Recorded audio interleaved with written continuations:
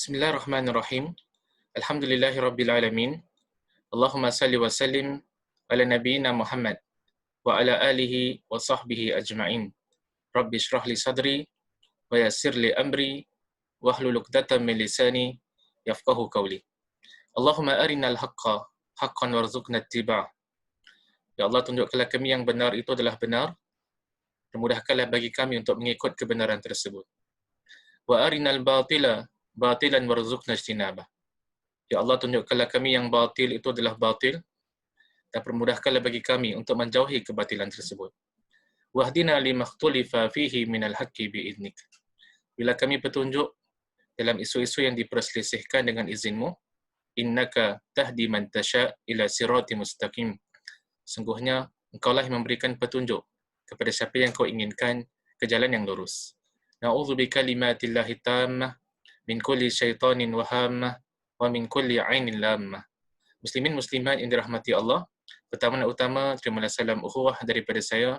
Assalamualaikum warahmatullahi wabarakatuh. Selamat datang saya ucapkan kepada semua ke dalam sesi perbincangan kita mengupaskan kitab Umdatul Ahkam karangan Imam Al-Maqdisi rahimahullahu taala. Kalau pada sesi yang lalu kita telah mengupaskan hadis yang ke-12 mengikut urutan kitab Umdatul Ahkam.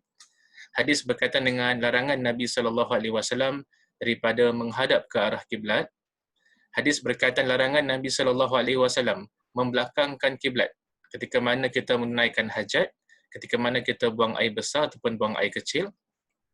Maka pada hari ini insya-Allah taala kita lihat kepada sambungan sepotong lagi hadis yang ada kaitan tentang isu menghadap kiblat atau membelakangkan kiblat ketika mana menunaikan hajat ataupun buang air kecil ataupun besar. Hadis yang kita nak bincangkan pada hari ini adalah hadis yang ke-13 mengikut urutan kitab Umdatul Ahkam. Seperti biasa kita akan bacakan terlebih dahulu hadisnya dalam bahasa Arab, kemudian kita terjemahkan dan kemudian kita akan kupaskan hadis ini.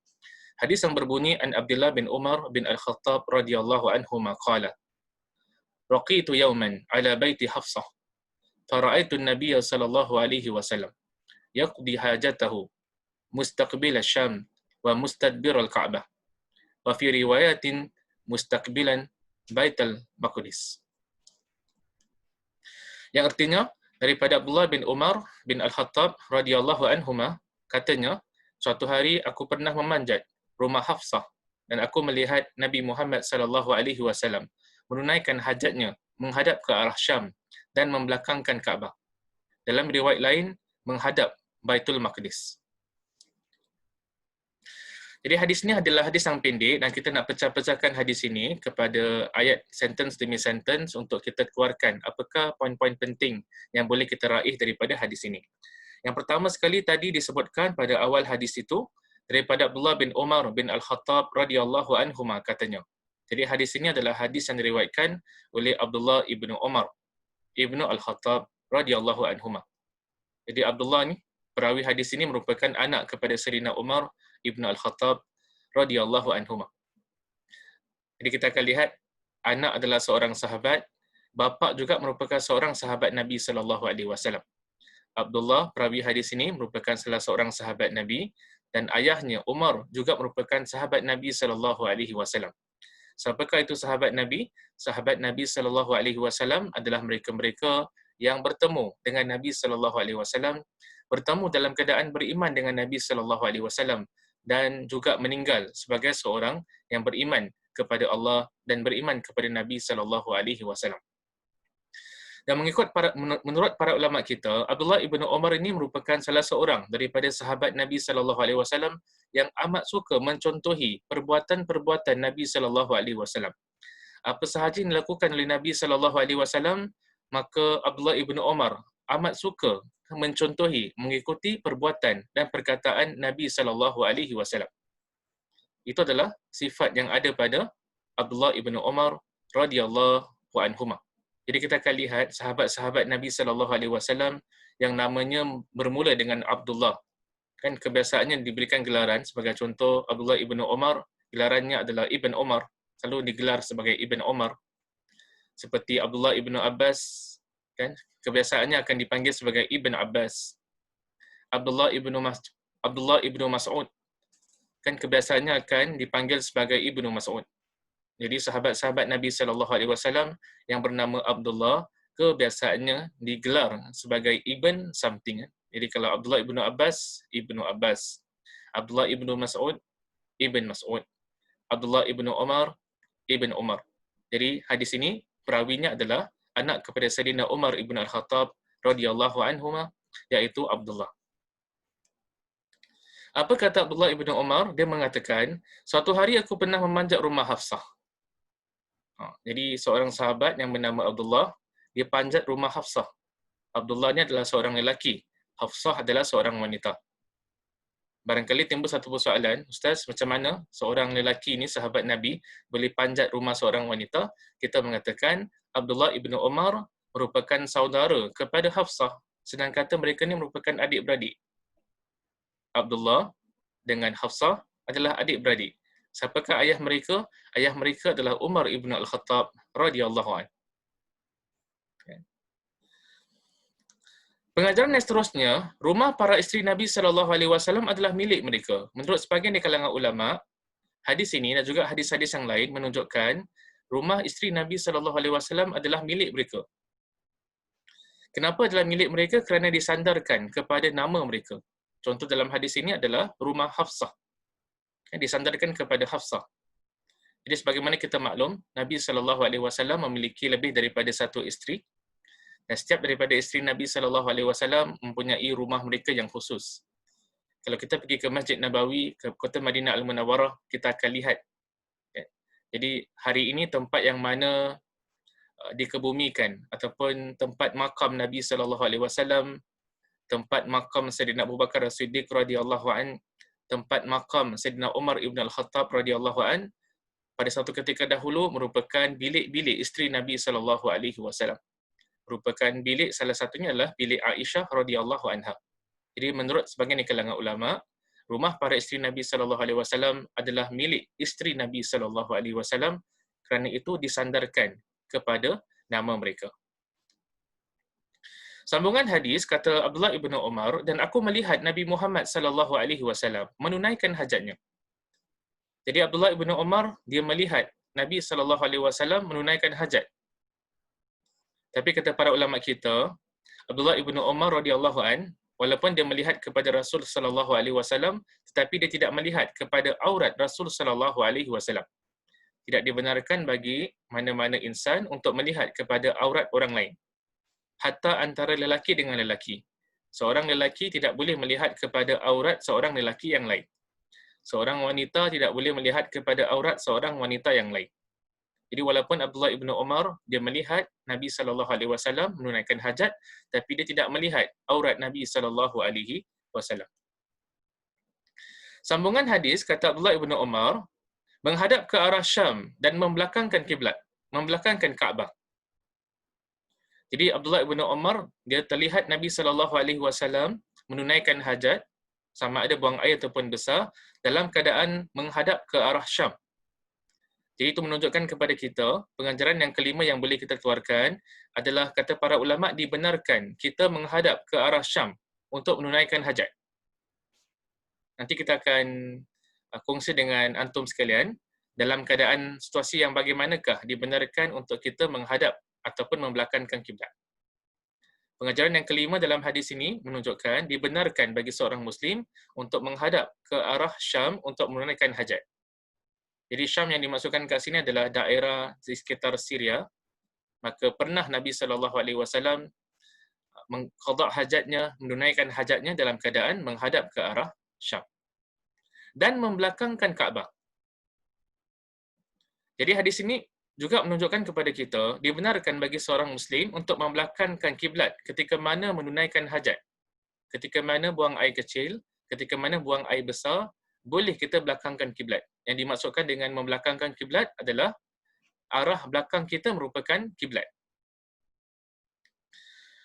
Hadis ini juga kata para ulama menunjukkan kepada kita kalau Nabi SAW yang berada di kota Madinah, bila dia menghadap ke arah Syam dan belakangnya adalah membelakangkan Kaabah, itu menunjukkan yang kota Madinah terletak antara bumi Syam dan bumi Mekah. kota Madinah terletak antara bumi Syam dan bumi Mekah. Jadi bumi Syam ada keistimewaannya tertentu, bumi Madinah ada keistimewaannya tertentu, bumi Mekah Al-Mukarramah juga mempunyai keistimewaannya tertentu. Bumi Mekah Al-Mukarramah ada Masjidil Haram, yang mana disebutkan dalam hadis Rasul sallallahu alaihi wasallam, satu salat dalam Masjidil Haram adalah equivalent kepada 100,000 kali ganda. Lebih baik daripada solat-solat di tempat yang lain. Antara kelebihan yang ada pada kota Madinah pula ada Masjid Nabawi, Masjid Nabi sallallahu alaihi wasallam. Yang mana disebutkan dalam sepotong hadis, kata Rasul sallallahu alaihi wasallam, "Salatun fi masjidi hadza afdal min alfi salatin fi ma siwahu ila al-Masjidil Haram." Satu solat dalam masjidku ini adalah lebih baik daripada 1,000 kali ganda lebih baik daripada solat di tempat-tempat yang lain kecuali Masjidil Haram. Dan di bumi Syam juga ada kelebihannya. Nabi SAW dalam sepotong hadis yang sahih pernah mendoakan bumi Syam. Kan Allahumma barik lana fi Syamina. Ya Allah, rahmatilah bumi Syam. Jadi setiap daripada tempat ini mempunyai keistimewaan yang tertentu. Nabi SAW pernah mendoakan bumi Syam. Di Mekah ada Masjidil Haram, di Madinah pula ada Masjid Nabawi. Jadi kita lihat tempat-tempat yang diberkati, tempat-tempat yang ada keistimewaan yang tertentu. Dalam riwayat lain menghadap Baitul Maqdis. Jadi hadis ini juga menunjukkan kepada kita dibenarkan untuk menghadap ke arah Baitul Maqdis ketika mana kita menunaikan hajat. Dan pengajaran yang terakhir yang kita nak kongsi dengan muslimin dengan muslimat sekalian adalah ulama kita berselisih pandangan tentang hukum menghadap ataupun membelakangkan kiblat. Kalau kita perhatikan pada sesi yang lalu kita membahaskan hadis yang ke-12, seolah-olah Nabi SAW melarang para sahabat daripada menghadap ke arah kiblat atau membelakangkan kiblat ketika mana menunaikan hajat. Itu hadis ke-12. Hadis ke-13 pula, hadis Abdullah ibn Umar, yang menunjukkan kepada kita, Nabi SAW pernah menghadap ke arah Syam dan membelakangkan kiblat, membelakangkan Kaabah, ketika mana menunaikan hajat. Jadi di sini timbul satu persoalan, boleh tak seseorang itu menghadap ke arah kiblat atau membelakangkan kiblat ketika mana menunaikan hajat? Maka dalam hal ini, para ulama kita berselisih kepada sekurang-kurangnya 3 pandangan dalam isu ini. Pandangan pertama di kalangan para ulama adalah ulama-ulama yang mengatakan diharamkan seorang Muslim untuk menghadap ke arah kiblat atau membelakangkan kiblat ketika mana menunaikan hajat, ketika mana buang air besar, ketika mana buang air kecil. Tak kisah sama ada di dalam bangunan atau dia dekat tanah lapang, dia dekat padang pasir, dia dekat hutan, tak boleh menghadap ke arah kiblat, tak boleh membelakangkan kiblat. Ini merupakan pandangan yang pertama di kalangan para ulama. Antara ulama yang berpegang dengan pandangan sedemikian adalah Imam Ibn Hazm rahimahullahu ta'ala. Pandangan kedua di kalangan ulama pula, mereka mengatakan dibenarkan bagi seorang Muslim untuk menghadap ke arah kiblat, membelakangkan kiblat. Sama ada dia berada kat dalam bangunan ataupun dia berada kat tanah lapang, dibenarkan baginya untuk menghadap dan membelakangkan kiblat ketika mana menunaikan hajat. Antara ulama yang berpegang dengan pandangan ini adalah Imam Daud Al-Zahiri, dia berpegang dengan pandangan ini. Pandangan ketiga di kalangan para ulama, mereka mengatakan menghadap ataupun membelakangkan kiblat hanya dibenarkan ketika mana kita buang air besar ataupun kecil dan kita berada dalam sebuah bangunan. Kita berada dekat dalam rumah, kita berada dekat dalam sebuah bangunan, maka dibenarkan bagi kita untuk menghadap atau membelakangkan kiblat. Adapun kalau sekiranya kita berada di tanah lapang, adapun kalau sekiranya kita berada di padang pasir, maka tak dibenarkan bagi kita untuk menghadap atau membelakangkan kiblat ketika mana menunaikan hajat. Ini merupakan pandangan Imam Ahmad rahimahullahu taala, Imam Asy-Syafi'i rahimahullahu taala, Imam Malik rahimahullahu taala. Jadi ada 3 pandangan di kalangan para ulama dalam hal ini. Jadi rata-rata kita di Singapura ni banyak yang mengikut mazhab Syafi'i. Jadi pandangan yang tersebar luas dekat sini adalah pandangan yang ketiga sebenarnya. Pandangan yang dipegang dalam mazhab Syafi'i mengatakan larangan untuk menghadap ke arah kiblat larangan untuk membelakangkan kiblat ketika mana kita menunaikan hajat adalah bila kita berada di tanah lapang. Adapun kalau kita berada di dalam bangunan, seperti dalam rumah kita, di tempat kerja kita, kan, dalam bangunan, maka dibenarkan bagi kita untuk menghadap kiblat ataupun membelakangkan kiblat ketika mana kita menunaikan hajat, iaitu buang air besar ataupun buang air kecil. Jadi itulah di antara poin-poin penting yang saya nak kongsi dalam sesi perkongsian kita pada hari ini. InsyaAllah kita akan bertemu sekali lagi pada sesi kita akan datang untuk membahaskan hadis ke-14 dalam urutan Kitab Umdatul Ahkam karangan Imam Al-Maqdisi rahimahullahu ta'ala. Kita berpada setakat di sini, kita tutup dengan tasbih kafarah. Subhanakallahumma wa bihamdika asyhadu an la ilaha illa anta astaghfiruka wa atubu ilaik. Sekian, Assalamualaikum warahmatullahi wabarakatuh.